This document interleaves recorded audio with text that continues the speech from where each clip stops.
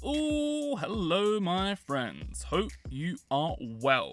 Today I'm whipping up an Attilan Rough Rider proxy for my Swamperial Guard army, treating it as a bit of a proof of concept before I commit to a full unit of these, and also using it as an opportunity to sculpt my very first squig.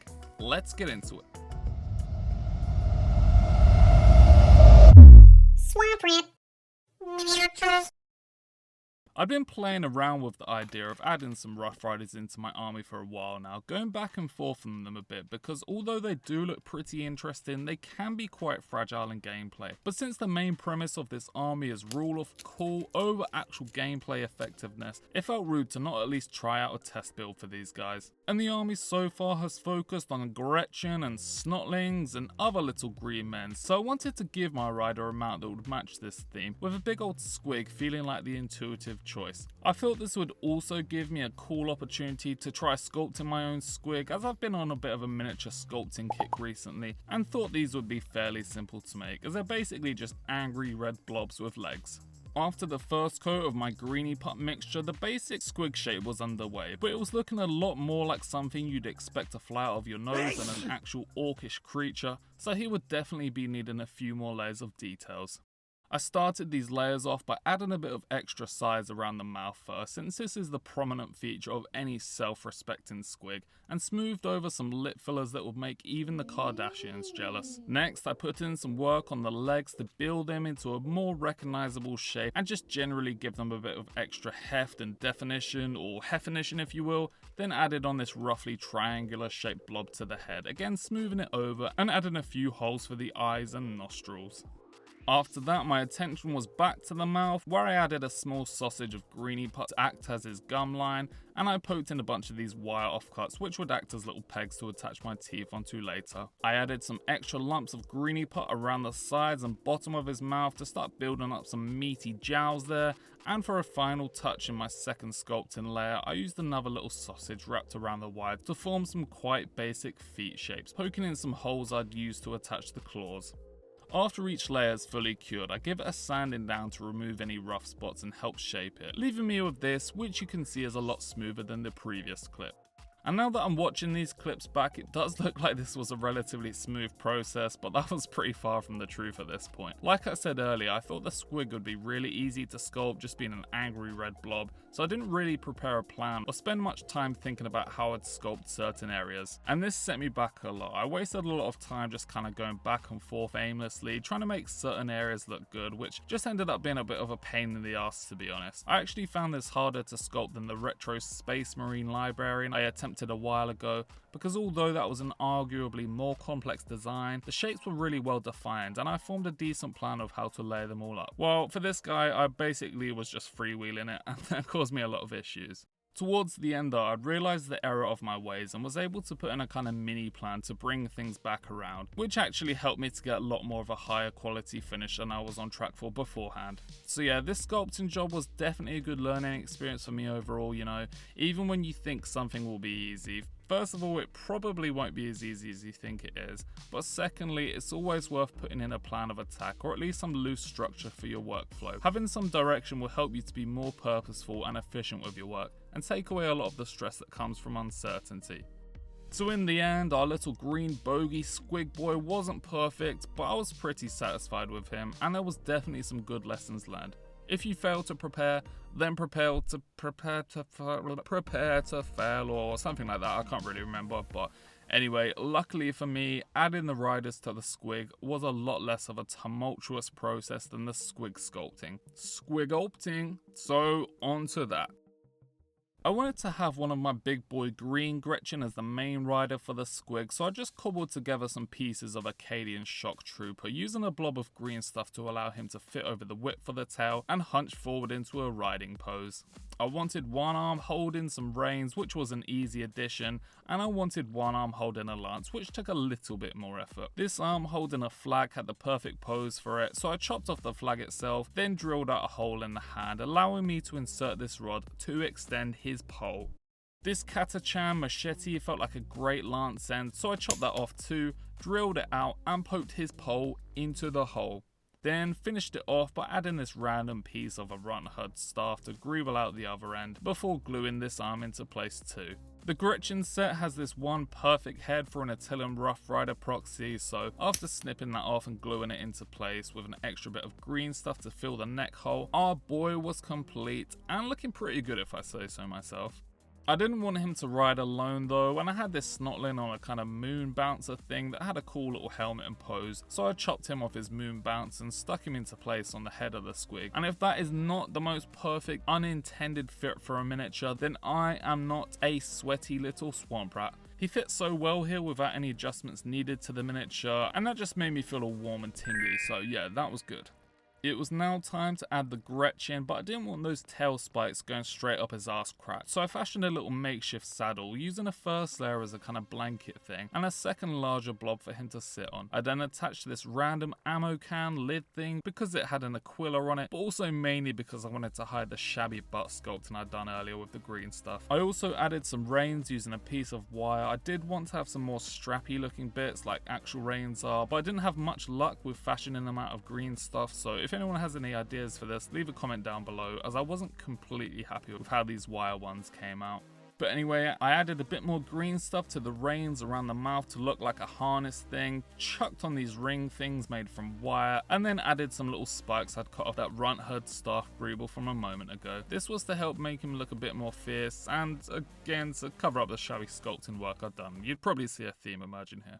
The very last touches were to add some final little caddy and greebly bits to add a bit more visual interest and fill in the gaps around the saddle, and with that, our boys were ready to ride into battle. I was really glad these were so much of an easier kitbash after the squig sculpting fiasco, and I think they've added a lot to the overall miniature, you know. Don't even get me started on that little snotling again, but now I was feeling very excited to paint this bad boy up.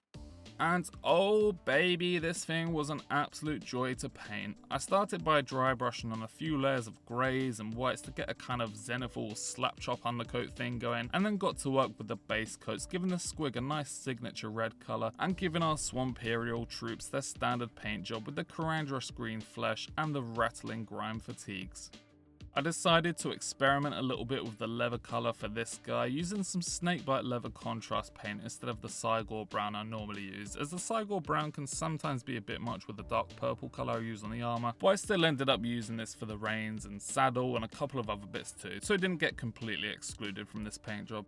I also experimented a bit using Leviathan purple for the armoured pieces today instead of the shyish purple colour I normally use, and I have to say I much prefer this paint overall. It's not a drastically different colour, but it just seems to have a much better coverage and a richer tone than the shyish purple, so I may be substituting that in for the future units in this army.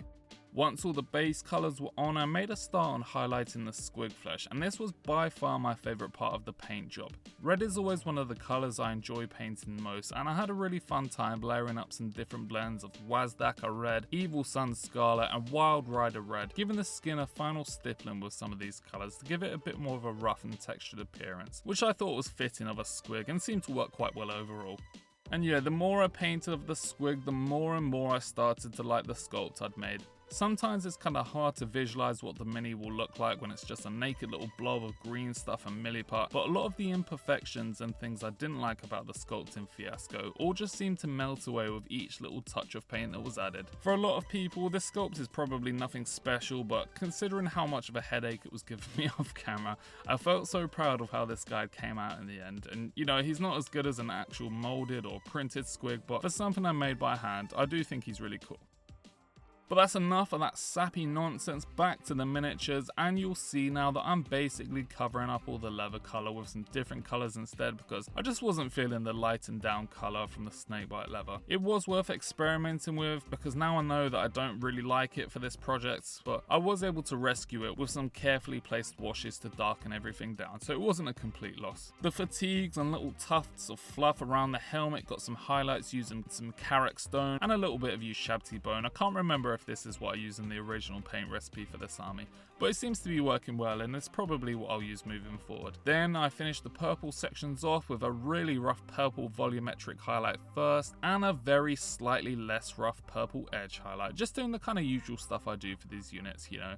If you've seen any of the other videos in this series, you know the drill already, and if you don't, then go back and watch them. I gave any brown sections a little touching in using some Doomball brown, some Mornfang brown, some Scrag brown, just a whole bunch of browns, then applied a final dark wash and some rusty detailing to any metallic areas.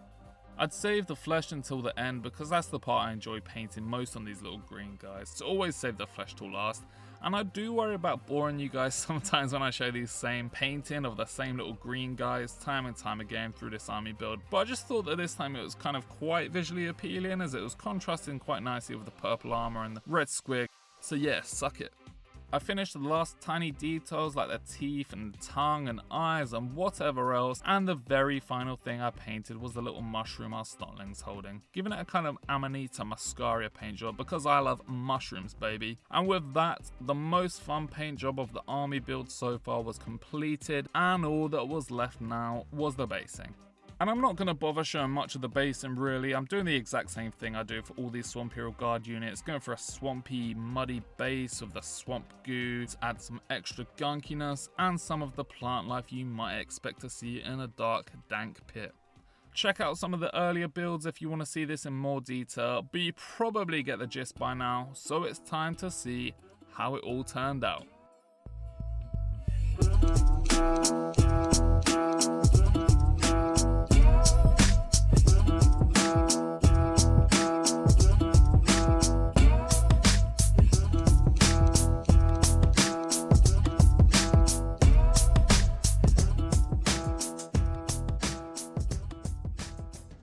And there we have it, my friends, the proof of concept miniature for some swampy Attilan Rough Rider proxies. And now that I've made this guy, the big question is, am I going to scale it up and make a whole batch of them? What is it, 5 or 10 to a unit? I don't know.